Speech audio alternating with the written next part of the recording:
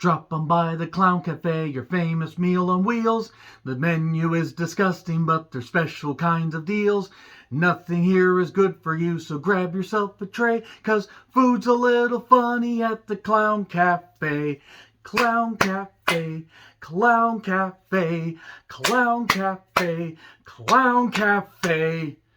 Terrifier 2 was written and directed by Damien Leone, who directed 2016's Terrifier that took the horror world by storm on a 35 grand budget, made about 80 grand at least in theaters, and made quite a bit on streaming. And there was such a buzz that Terrifier 2 came out with a bloated budget, all the way up to 250 grand. They decided to put more corn syrup out there, more bloody, disgusting stuff.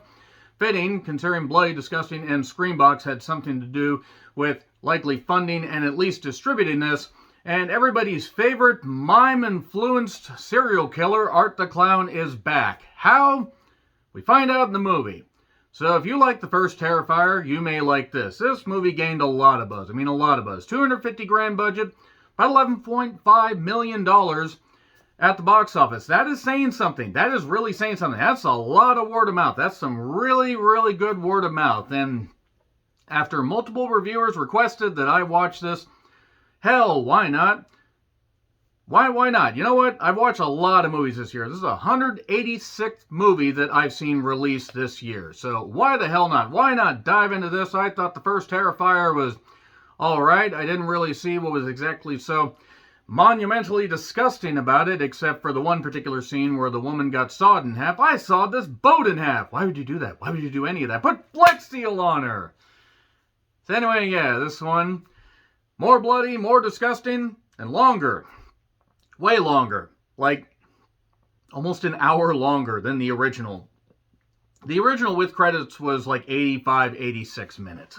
And this one, 138 pissing minutes. About a murderous clown and a new cast of characters. And some returning favorites as we get in flashbacks and other newspaper clippings and everything. 138 minutes for this. I want to know what you guys have to say in the comments. I would like to know what everybody's opinions were on this, because this got a lot of hype and a lot of people were like, oh, this is so disgusting. You're going to throw up. Don't eat before it. You're going to throw up within the first few minutes. This is all I have to say before I dive into it. That's it. I'm not saying it wasn't gratuitous and there wasn't a lot of gore and a lot of corn syrup and a lot of broken bones and torn muscles and anal bleeding. What? Wow. There was a lot of disgusting shit in this. It was also comical. It was really, really fucking comical. In fact, you know what this movie reminded me of, from the characters to the over-the-top ridiculous gore that didn't even seem realistic and all that stuff? You know what it reminded me of? Satan's Little Helper. And anybody that doesn't know how I felt about a movie called Satan's Little Helper, I hated it. That, Nightmare Man, and a few others are on a Mount Rushmore of movies that I absolutely despise, to the point that I would literally want to see the entire, amalgamation, or everybody human centipede together and then set on fire, because that's how bad those movies were. Terrifier 2 does have, as Art the Clown, David Howard Thornton, who I will say actually has the potential to be a breakout in horror movies. I mean, he already got a lot of attention in Terrifier. I believe he was in another movie that Damien did called All Hallows Eve. I haven't had a chance to see that one. That came out in 2012, which, hard to believe, we're nearly 11 years past 2012. My God. Yeah, Art the Clown returns. And you get a few flashbacks of the various other people that were in there, like Jenna Cannell, who, again, fucking gorgeous and great, and I hope she's in more horror movies and more movies where she can just sink her teeth into some meteor roles. So we have a new cast of characters. Sienna, Lauren Lavera, who I gotta say, she looked good in that costume. She also could be a potential scream queen.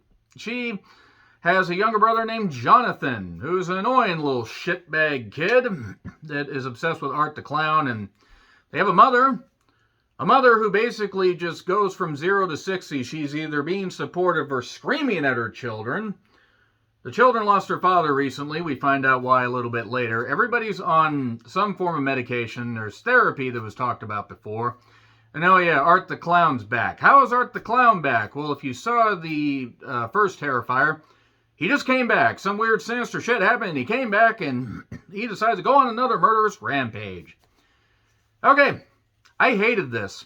I absolutely hated this movie. I did not get what I'm watching, like, that's it. This is what people got all excited about. This is the crazy shit that, everybody was, you're going to throw up during it? You're going to be disgusted? Okay, no, I wasn't. I'm not saying it wasn't tame. There was a lot of gore in it.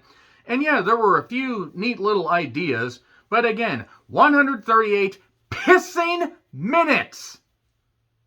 This could have been accomplished by trimming off at least 40 minutes. There were characters that had no fucking business being there in this. Long talking scenes. Yes, some gore scenes made sense, I guess. They just kept going and going and going, like the Energizer Bunny, if the Energizer Bunny was underpowered or powered by batteries from about 1953. This movie also tries to go all bonkers, like some 70s, 80s exploitation movies, and tries to go all way out there. This is dog shit. This is one of the worst films of the year by far. And I know I'm probably going to get some hate for that, and I'm sorry. And if you liked it, that's great. I'm not knocking anybody for liking this. You can like whatever, but this was a catastrophe. At first, I'm like, okay, you know what? This isn't all that bad. And had this been 90 minutes, maybe 100, I'm not going to say it would have been great, because there still wasn't enough material for a fucking sequel. But at least it would have been a little more digestible. And it also it continued to just do the same. Just continued to just repeat itself. Just make it to where, Art's doing this, or this is going on. There's a weird ghost girl that was killed at a carnival that factors into this somehow. And no, the plot of a movie doesn't really have to make sense.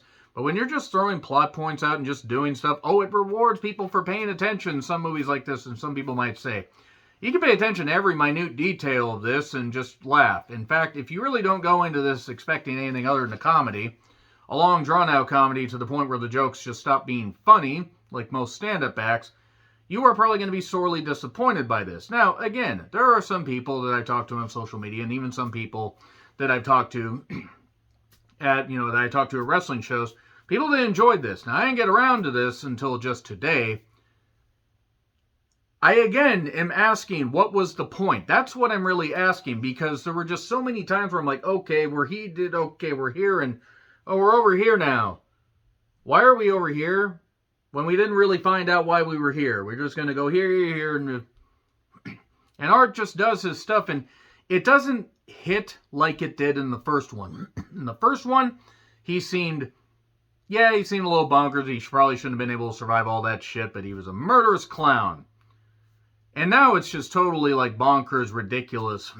The body horror, I'm sorry, just doesn't, it's nothing you can sink your teeth into. It's well done. I'm not knocking the special effects people. They did a great job with that shit. Like in the first one, and they had more of a chance to branch out and do some, and do some gorier effects and some messier stuff and some longer drawn out scenes. And they wanted to do more and more and more and more and more. The problem is gore for the sake of gore in any movie. It just gets to the point where, oh my God, somebody's eyeballs are getting popped out. Somebody's skull's getting crushed. Oh, look, somebody else's eyeballs are getting gouged out or hacked up, and their body's getting hacked up. And, oh, look, more. Cool. You got anything else? Oh, no, you're just going to keep doing this stuff for 138 minutes. I'm not the most massive horror connoisseur. I love horror movies. I love a lot of subgenres and a whole bunch of... I love it. I love horror, even if the torture porn and the zombie subgenres get a little bit tired. And I'm willing to forgive a lot of stuff, because there are some schlock horror movies that I have in my collection. There are some schlock horror movies I've liked in the past number of years. There are schlock horror movies I enjoy in general. There are some I've enjoyed from this year. Some that had no business being as good as they were, but they were entertaining. They were enjoyable. You had characters you didn't want to see killed right at when they said the first fucking line of dialogue. This was basically Satan's little helper, just with, more blood. And that's what actually, once I got in my head that this is basically like Satan's little helper, I couldn't get it out of my head, and it just kept worming its way in to the point where I'm like, wow, this is really fucking stupid. And it's not even stupid in an entertaining way. It's just not. I don't know why I'm going to bother recounting the plot. You have Sienna, you have her brother Jonathan. At one point, Sienna goes out to a club dressed up as a pretty Valkyrie girl, or Xena, whatever. Xena, Xanax, actually that factors in a little bit. And also, there is a cameo appearance by a particular wrestler, which if you check the cast, you will see that. But yeah, this movie ends up just being a 5-pack of ass, a 6-pack of ass. It ends up being an 8-pack of ass. Instead of 8-pack abs, it's 8-pack ass. The Clown Cafe song that I did in the intro actually was somewhat okay. There were parts to this where I'm like, okay, that's neat, that's funny, that's cool. And so many things aren't explained. So much of this shit just keeps happening. Are these people really being seen, or is it all in somebody's head? What is going on? Why are these characters doing this? Why did these characters stop, beating up the killer? Why did these characters do... Why was somebody just being monumentally stupid, not running out of the goddamn house to get the goddamn cops? Yes, Slasher Movie 101. I'm getting a headache from this because this movie really gave me a headache. They said in the description, some sinister entity brings back Art the Clown. You're not done doing your shit, so go out and kill more people. Which, yeah, you don't really need much explanation, but if you thought Jason Goes to Hell was fucking shit with its, wavy dagger and everything, and the worm that infests people, and the only way to kill him is with a special dagger for no reason, this might actually be worse than Jason Goes to Hell. And Jason Goes to Hell was fucking shit. This might be one of the worst horror movies, at least hyped horror movies, of all time. Because I got actively irritated watching this goddamn shit to the point I have barely recounted the plot because there isn't much of a plot. And you don't need much of a plot if you just go and you get in, get out really quickly before she wakes up. Moving on from that, this movie is just... I hope that Lauren Lavera gets a chance to be in better movies because she showed a little bit of promise, but there were so many irritating characters in this and so many annoying, stupid fucks. Even, David Howard Thornton as Art didn't really click this time. It didn't really click. Ultimately, this movie ends up being dog shit. Absolute dog shit. So, yeah, there we go. Let's just get into spoilers. It's on something called Screambox. They have a streaming service. It's on Amazon if you want to pay some money to rent it. Whatever. Support independent horror artists. Maybe they can make better stuff than this shit. Damien Leone is clearly he's a passionate horror, connoisseur. He wants to do horror his way. And I'll knock him for it. There's an audience for this. I ain't it. And when I saw this, I'm thinking, that's what everybody was hyped about? That was complete and utter dog shit. And the fact it was, again, 138 pissing motherfucking minutes? Really? Fucking really? There are epic movies that are done in an hour and 50 minutes, or horror movies that maybe take 2 hours and that's it. This was longer than Nope, which was great. Didn't have the budget of Nope, obviously. Fucking hell. Talk enough about it. Getting into spoilers. 3, 2, 1. At the Clown Cafe, spoilers.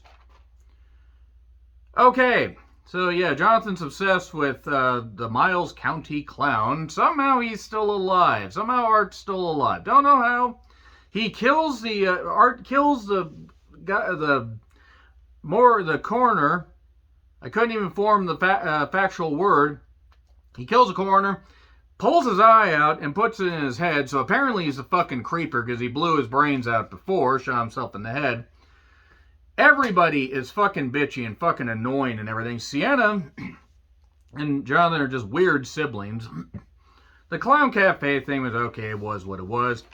The Art Krispies thing was... Again, there are ideas here. Art Krispies cereal, by the way. There are ideas here that are fine. And if there was actually any cohesion or anything worth a damn, and if it wasn't just a series of ideas wrapped with a very thin, threadbare plot and a whole bunch of corn syrup just to tie it all together, might have had something. So, Art does more silent movie stuff that just doesn't land the same way as it did before. David Howard Thornton did have previous mime experience, as I said in the beginning, or I said during the Terrifier 1 review. And at one point in this dream that Sienna's having, he grabs a Tommy gun and shoots everybody on the kids' set, the Clown Cafe set. Why? I mean, that was kind of funny, I guess. Here's the problem. All this stuff was within the first 20 to 25 minutes of a 138-minute long movie. So, at one point, she grabs a knife and stops a flame attack in this dream. This knife belonged to her dad. Her dad, who apparently was totally nuts, had a brain tumor, and was abusive, but wasn't himself, and then drove into a transformer, more than meets the eye. Transformer, oh, he really fried. Transformer, yes, he really died, with a transformer pinning down his car. No, I didn't rhyme. I don't care. He died in a car fire. Also, at one point, there was a possum that everybody was playing with, a dead possum, that somehow ended up in the school. Because Art and this little girl, this little ghostly girl that may or may not actually be real, he can see her, nobody else can see her, and other people then can see her, because who gives a shit? She was a little girl that died in a carnival accident that I assume Art had something to do with it. This movie, by the way, only takes place a year after all that stuff happened, after the events of the first one, so it's technically taking place in the past. Anyway, they reference how Victoria, the surviving sister from the first one, mauled the face of the talk show host Monica Brown. Monica, you gotta be careful there if you say that word around Hulk Hogan, because Hulk, no! Anyway, so then they go to the costume shop, and there are some lollipops, and no, they're not gonna stop, because we're gonna ring this comedy out. Boom! Boy, that was a terrible 50 Cent reference. So yeah, at one point he blows a horn by him, or by her. He's annoying Sienna. And Jonathan, by the way, is suspended from school because the possum, the dead possum, ends up in the school hall, even though he didn't do it, and nobody believes him that the murderous clown that everybody fucking knows about did it. Okay? Calm. This movie is irritating. Anyway, so yeah, the dad used to draw. The dad had a drawing book. That's where you would usually draw, is in a drawing book. And a bunch of images, including her in that in that Valkyrie outfit. Bit weird. Also, Art the Clown was drawn. Did he know about Art the Clown? Did he possess Art the Clown?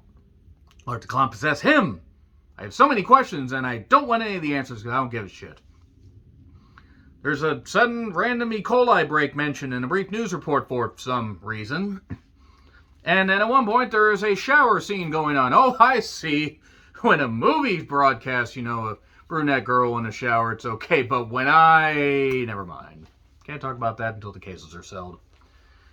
So, again, Lauren Lavera has a good look, and I think was trying. And then the mother was like, okay, I know I yelled at you and your brother's grounded, but go out and have fun, but don't drink like I told you. She drinks. Of course she drinks. Her sister, not her sister, well, she's kind of like her sister, her best friend, gives her some stuff. Drops some Molly in her drink. Why? Why the fuck not? She's on Xanax, so mix Molly with that, mix alcohol. God, it's a concoction from hell. Alright.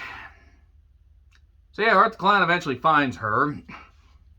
Jonathan wants the mother to believe, and then he runs out of the house, but there's all this, the bed's all covered in toilet paper, smashed pumpkins, and Smashing Pumpkins. Billy Corgan got there before he lost his mind with the NWA. If you're a non-wrestling fan, but a Billy Corgan fan, you have no idea what I'm talking about.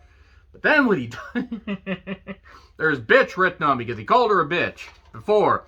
And then there was all the shaving cream on this car. So that's okay. She'll clean this off. And she cleans off the driver's side window. Here's Art with a sawed-off shotgun and shoots her in the face. And then he gets back to the house after running around while his sister is on Molly, Xanax, and alcohol, pissed off at the friend. The mother had just gotten a call from Sienna. I love you. I haven't told you that enough. I'm sorry I'm drunk, but I'll talk to you when I get home. Okay. And then she gets shot in the goddamn face. Jonathan then sees the mother shot up. Here's Art, and he has a needle. Where'd he get the needle? Where'd he get all this stuff? What is happening? He's still got the bag with him. I'm probably putting too much thought into this, but it's just stuff randomly appears over here and over there. So anyway, why is this still going is what I fucking noted, and that was with about 40 minutes left. At one point, Art ends up kidnapping Jonathan along with the little girl helping. The little demon girl pretends to be Jonathan to lure Sienna to this goddamn carnival. This carnival that's just there, the carnival where she died at, that has something to do with her dad, according to Jonathan. And she tells Jonathan at one point to run. Brilliant strategy. Thanks, Napoleon. They need you here for a reason. Something to do with the dad. And then we get whippings. And then we get slow-mo whippings. Apparently Zack Snyder took over writing, directing this. Ah! So anyway, then apparently, she gets knocked into a basement after getting stabbed and beaten up and everything, and then gets sent into this opening, this portal to hell, apparently, something. Mind you, keep in mind, there is a magical blade in a dream that her dad gave her while he was alive that somehow stops fire. More on that in a minute, because she rises back up, back on her feet, and decides to stab Art repeatedly and cut his head off, and all that. Cuts his head off. There you go. Then a little demon girl shows up and takes Art's head. Just wanders off. Just fucking wanders off. I don't know why. Just wanders off. There was one funny death a little bit earlier where one of her friends gets her arm broken off, gets her scalp cut, or gets scalped and everything, and gets her eye cut. Because why not? Because why not? Why not? Why not do more stuff? So then, that's it. The film ends. The film literally ends right after the girl wanders off. So, okay, and then we get a mid-credits scene. Chris Jericho appears. Yes, one-time great wrestler Chris Jericho and now noted nutcase, insurrection supporter, and a piece of shit. I swear he was drunk during this. So, yeah, there's a nurse. The girl who played the nurse, or the woman who played the nurse, actually, I'd like to see more of what she's in because she has a good look. And, yeah, Victoria is back in the hospital after attacking Monica, that talk show host. And what? She's writing in blood. She's writing all this stuff on there that I can't say or I don't want YouTube to ban me. S-L-U-T, and then she's also writing the C word for women and a bunch of stuff. And then she writes with a heart, Vicky and Art.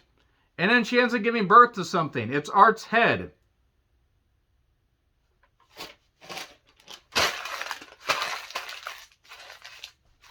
Wanted to set the notes on fire, but I didn't want to do that shit. Okay. Yeah, you know, here's the thing. I'm pretty forgiving when it comes to movies, because I've watched some movies this year where I've given them a lot of slack, because they've been entertaining indie horror movies, but they've also been entertaining with characters I liked, not people that could have died at a moment's notice for all I cared. It could have just been a bunch of corpses on this goddamn screen. And someone would have been livelier than at least 90% of the characters. That's it. They might make a Terrifier 3. F. It's a fucking F. Again, there was effort as far as the practical effects. A couple neat little ideas. 138 pissing minutes for this? Fuck whoever thought it was a good idea. Anyway, agree, disagree, what I said, like, share, subscribe, Twitter handle in the description. I'm John Retlin. I'll see you soon.